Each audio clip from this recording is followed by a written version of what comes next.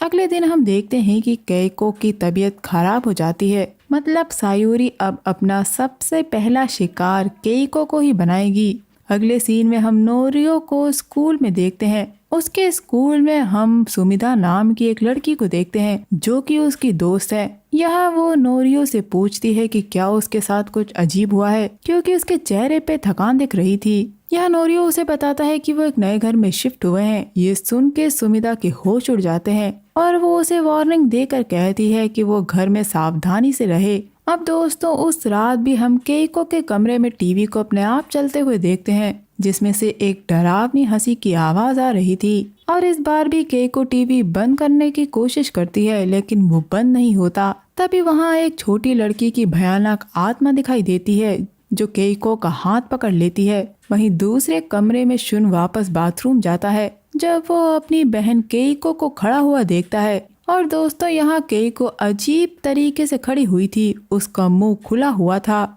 ये देखकर शुन अपनी बहन के पास जाता है। केइको अपने भाई का सर दीवार पर मार देती है, जिससे उसकी नाक टूट जाती है। शुन की आवाज सुनकर उसका भाई नोरियो से संभालता है और यहाँ नोरियो देखता है कि केइको भी अपना सिर दीवार पे मार लेती है, जिसके बाद वो होश में आती है। दोस्तों, केइको को याद नहीं था कि उसने अपने भाई के साथ क्या किया, मानो उसके दिमाग पे किसी का कब्जा हो। यहाँ इनकी दादी हारुए शीशे में अपने पीछे सायूरी को खड़ा हुआ देखती है। वो समझ गई थी कि उनका घर भुता है। अगले दिन हम वापस नोरियो को स्कूल में सुमिधा के साथ देखते हैं, जो उसे सारी बात बताता है। और यहाँ पता चलता है कि उसकी फैमिली उसकी बहन को डॉक्टर के पास लेकर गई थी और तब इन्हें पता चला कि केइको को नींद में चलने की बीमारी है। लेकिन सुमिधा नोरियो से उसकी फैमिली को उस घर से ले जाने को कहती है, क्योंकि वो घर श्रापित है।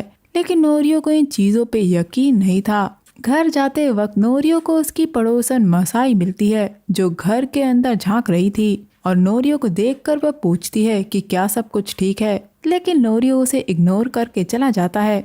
उसी रात हम देखते हैं कि केइको की तबीयत वापस बिगड़ने लगती है और उसे उल्टी हो जाती है और चीजें अब यहाँ से और बिगड़ने वाली हैं। उस रात इनके पिता को एक डरावना सपना आता है, जिसे देखने के बाद वो अपने बच्चों को चेक करने जाता है। तब उसे उसकी बेटी केइको का कमरा खुला हुआ दिखता है, जिसमें से डरावनी हंसी की आवाज आ रही थी। और दोस्तों, केइको टीवी के सामने बैठी हुई थी। जैसे ही उसका पिता कमरे में जाता है, वो कमरा सायूरी के कमरे में बदल जाता है, जो बहुत गंदा था। यहाँ आकियो अपनी बेटी केइको को उठाने की कोशिश करता है, लेकिन तभी वहाँ उसी छोटी लड़की की आत्मा आती है, जिसे देख के आकियो डरा हुआ था। और अब वो छोटी लड़की की आत्मा बदल जाती है सायूरी की आत्मा में, जो आकियो के सर पर क्रोबार से हमला कर देती है। लेकिन केइको अभी भी होश में नहीं थी। दोस्तों, छोटी बच्चे की आत्मा दरअसल सायूरी की ही आत्मा है। अगली सुबह मसाको अपने पति को ढूंढ रही थी, तब उसे अपनी पति की लाश मिलती है,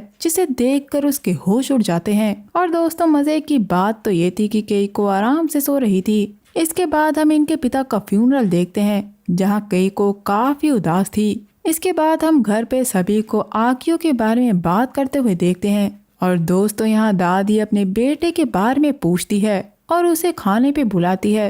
तब नोरियो उसे बताता है कि उनका बेटा अब इस दुनिया में नहीं है।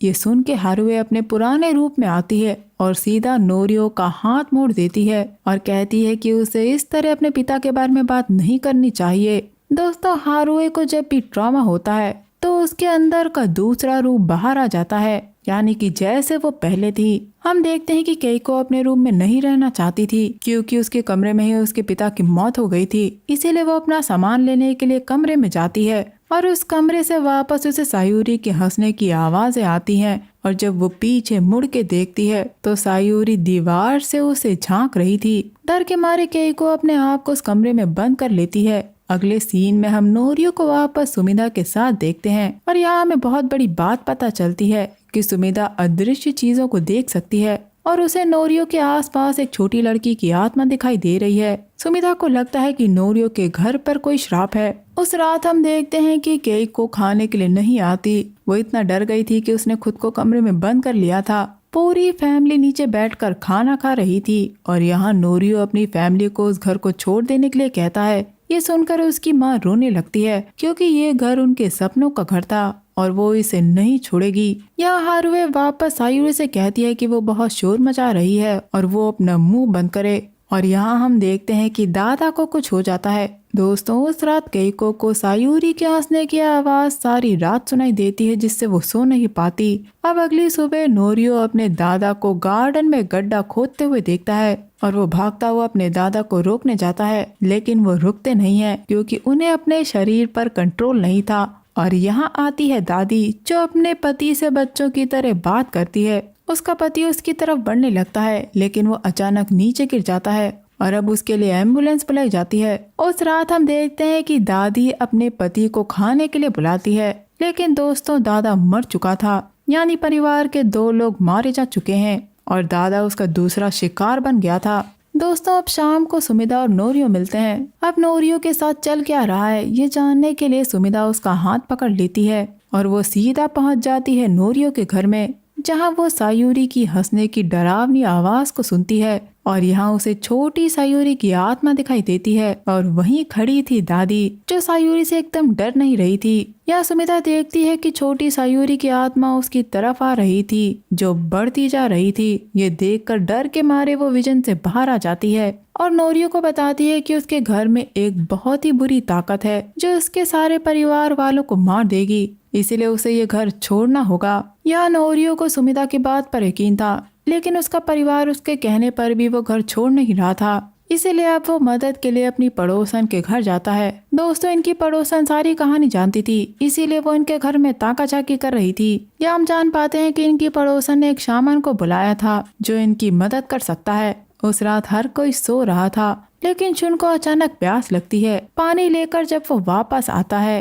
तो देखता है कि सीढ़ियों की लाइट्स फ्लिकर होने लगती हैं। शुन का दिल तब सच में दहल जाता है जब उसके सामने अचानक से पोजेस्ड केइको आ जाती है और फिर अगले ही पल गायब हो जाती है। शुन ऊपर अपनी बहन को देखने जाता है, लेकिन तभी एक ईविल शक्ति उसे नीचे गिरा देती है जिससे वो कुछ देर के लिए बेहोश हो जाता है और फिर गायब हो जाता है। जिसके बाद हम शुन को उसकी बहन के साथ खड़ा हुआ देखते हैं और अगले ही पल दोनों गायब हो जाते हैं। जिसके बाद शुन जाता है अपने भाई नोरियो के कमरे में और वो उसे आवाज देने लगता है, जिससे नोरियो उठ जाता है। उसे शुन की आवाज नीचे से सुनाई दे रही थी जो थोड़ी देर बाद घर के हर तरफ से आने लगती है। तभी अचानक से ऊपर के फ्लोर से शुन सीधे नीचे गिर जाता है, जिसकी गर्दन और हाथ बुरी तरह टूट जाते हैं। ये देख के नोरियो अपने भाई के पास जाता है और रोने लगता है और तभी आती है पोजेस्ड केइको जो बेसबॉल बैट से नोरियो पे हमला कर देती है। नोरियो अपनी बहन को होश में लाने की कोशिश करता है, लेकिन अब केइको किचन से एक चाकू ले लेती है और नोरियो के सामने रोने लगती है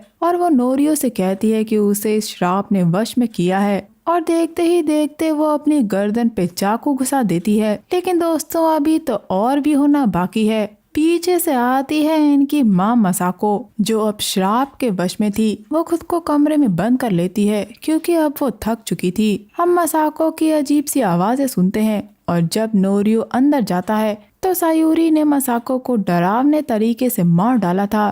तभी पूरे घर में सायूरी की डरावनी हंसी गूंजने लगती है। वो हंसी इतनी क्रीपी थी कि नोरियो कांप उठता है और दौड़कर बिस्तर के नीचे छिप जाता है। लेकिन दोस्तों, सायूरी उसे मार पाती उससे पहले ही दादी आके बिस्तर फेंक देती है और लात मारकर नोरियो को होश में आने के लिए कहती है। दोस्तों, दादी को लग रहा था कि ये सब कुछ एक सपना है, लेकिन अब वो जानती है कि उस लड़की ने उसके पूरे परिवार को मार दिया है और अब वो सायूरी से कहती है कि अब वो नहीं बचेगी। इसी के साथ वो नोरियो से कहती है कि वो सायूरी से बदला लेंगे उसे नर्क भेज के।